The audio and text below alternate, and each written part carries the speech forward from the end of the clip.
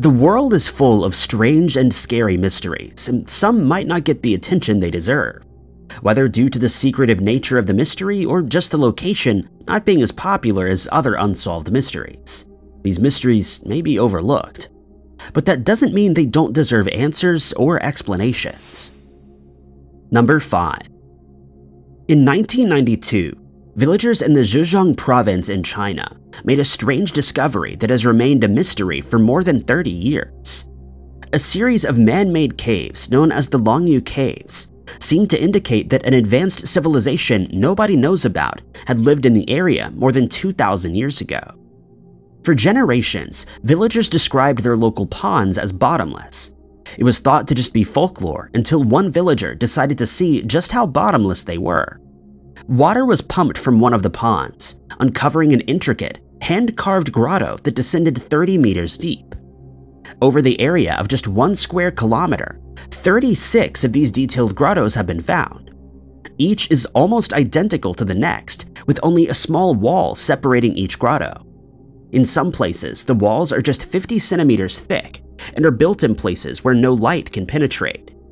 Scientists and archaeologists studying the caves have made some startling discoveries that have only added to the scary mystery. They're believed to have been built around 2,000 years ago, during either the last years of the Western Han Dynasty or the brief period of the Qin Dynasty. Like much of Chinese history, there are detailed records of this period of time, yet none describe the building project that created these beautiful caves. The project would have been significant. Scientists have estimated that it would take 1,000 workers working 24 hours a day, 6 years to remove the amount of rock needed to form the caves. The actual creation would have taken even longer, due to the delicate carvings found in the cave system and the detailed construction work that took place. Such a major project would have been recorded, yet no mention of the caves or their creation is found in the historical record. The creators of the cave gave no clues about who they were or why they created them. The walls and ceilings of the Longyu Caves are carved with thousands of parallel chisel marks.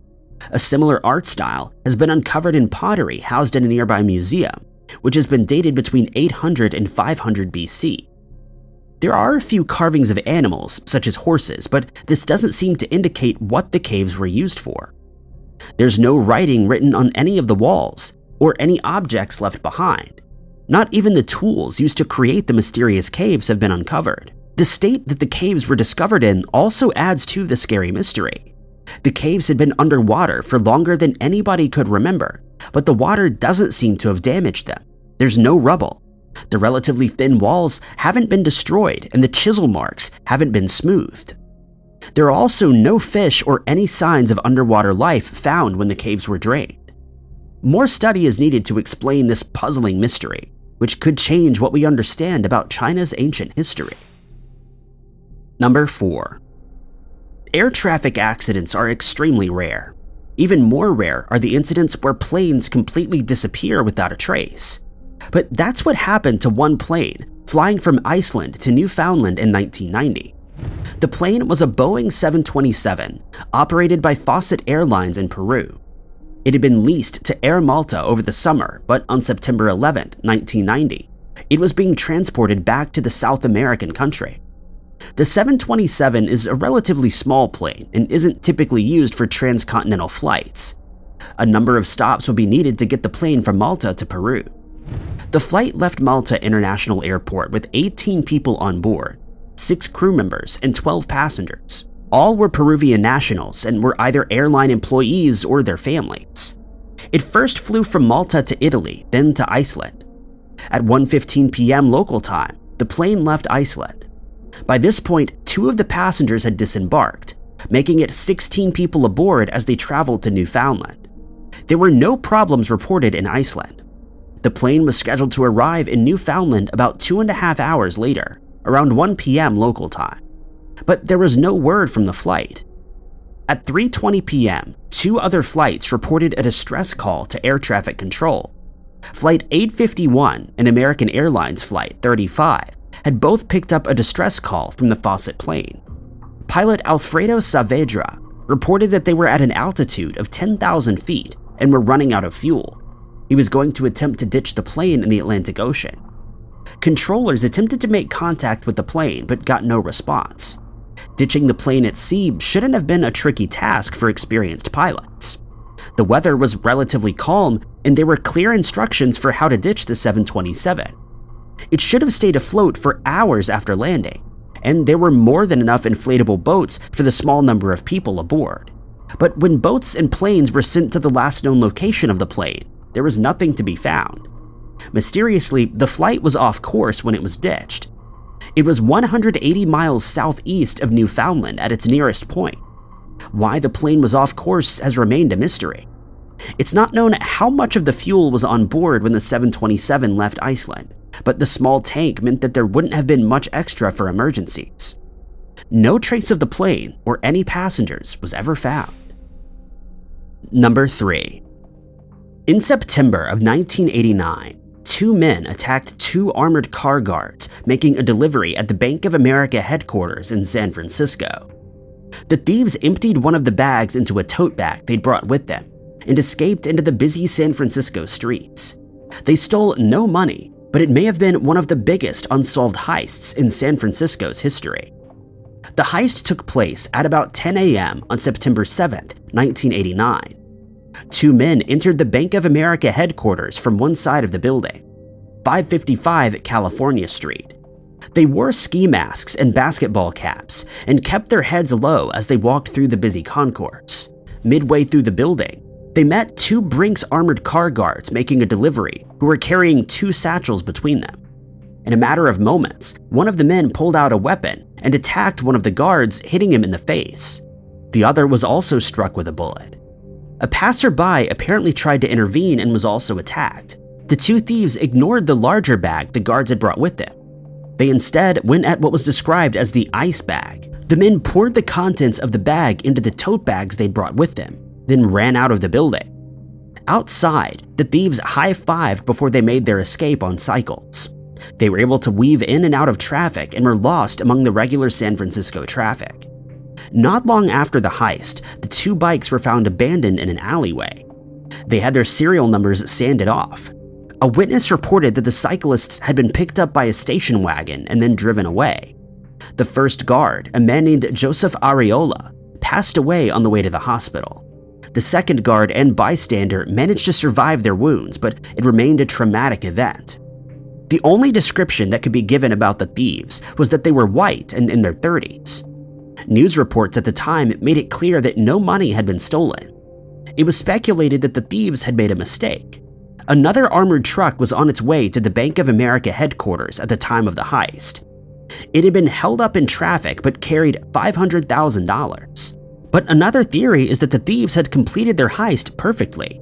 They just weren't after cash.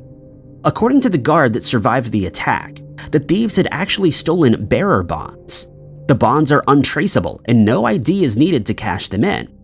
It was actually bearer bonds that were stolen in the Bruce Willis film Die Hard, which had only recently been released when the heist took place. Whatever the case, it seems like the heist was committed by at least 3 people who knew what they were doing, knew the schedules of the armored trucks, and knew how to disappear in San Francisco. The crime has never been solved. Number 2.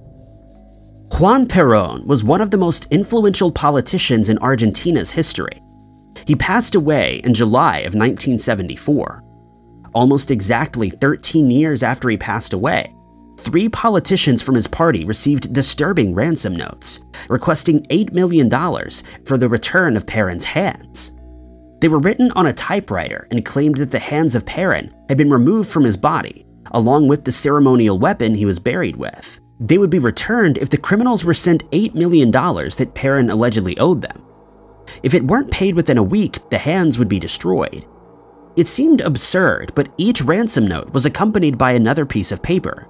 It was a poem written by Peron's 3rd wife and buried with him. Each man had received a third of the poem, indicating that the criminals were telling the truth. Peron's nephew was sent to the family tomb to see if Peron's body really had been harmed. When he was buried 13 years earlier, his coffin had been secured with 4 locks, which needed a total of 12 keys to open. It was protected by bulletproof glass and had a metal sheet. When the tomb was investigated, the metal sheet had been bent, the glass had been pierced, and all 4 locks had been removed. It seemed like the criminals had a set of keys. Examining the body, it was immediately clear that the thieves were telling the truth. Peron's hands and the weapon he was buried with had all been stolen. An electrical saw had been used to remove the hands, and a doctor estimated that the damage was done very recently. News of the robbery was gradually made public, with the party officials making it clear that no ransom would be paid. Early on in the investigation, 6 people were arrested. One was a former intelligence operative who had told police he was involved in the crime and implicated the 5 other men. He claimed the hands had been transported to the town of San Luis and would be moved from there to Chile, to Mexico, and finally to Spain. The judge in the case let the 6 men go, indicating that there was no actual evidence against them. The scary mystery is surrounded by conspiracy theories. One suggests a secret society had taken the hands as payment for some favor done for Peron in his life. Other conspiracies involve those investigating the crime. One of the leading investigators passed away in a car accident that also claimed the life of his partner. His partner's son later told the media how he had been putting up with threatening phone calls, cars chasing after him, and attacks on his home. The case has never been solved, and unless anybody confesses, it seems likely that it will remain that way. Number 1.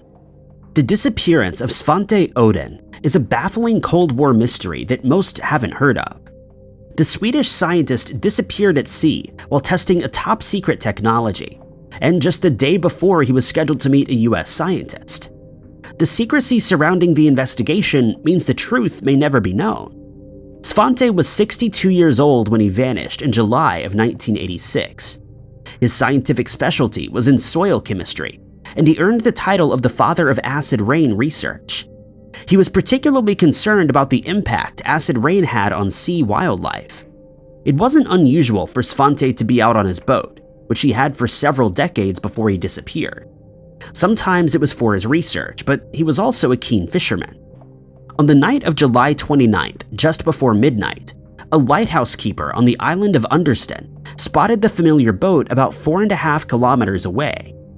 He watched the boat through a telescope, spotting Svante aboard. The keeper watched the boat for about 20 minutes before his focus was taken by something else. This is the last known sighting of Svante. The scientist didn't show up for scheduled meetings the following day. An American scientist had arranged to meet Svante at his home but found nobody there. The alert wasn't immediately raised, but when Svante's boat was discovered a few days later, it was apparent something was wrong. The boat was drifting freely in the sea, detached from the small dinghy that usually trailed behind it. That too was found soon afterward. Svante wasn't in the boat, neither was the black briefcase he had kept with him at all times. At first, it was suggested that Svante had fallen overboard while drunk. There were reports that he had a problem with alcohol and that he was depressed. Then, in December, a Swedish newspaper reported on a secret police investigation and a top-secret experiment. Svante had apparently been working with the Swedish Navy on a submarine detecting device. Sweden was at this point a neutral party in the Cold War, but in recent years had found evidence of submarines in its waters. It would make sense that the military wanted to increase its detection. Svante's device supposedly detected small disturbances in water flow and reported them back to a monitor above water. He was supposedly in the final days of testing.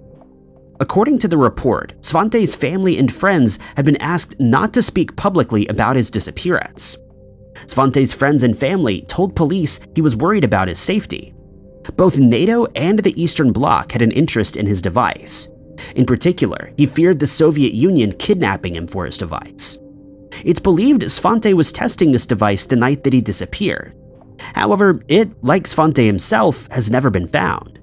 The police investigation was closed after a year, with the conclusion that Svante had gone overboard for an unknown reason. Thank you guys so much for watching. If you liked this video, be sure to hit that like button. Also, don't forget to subscribe and click that notification bell to keep up to date with all of our future uploads. But my name is Ty Knotts, and I'll catch you guys in the next video.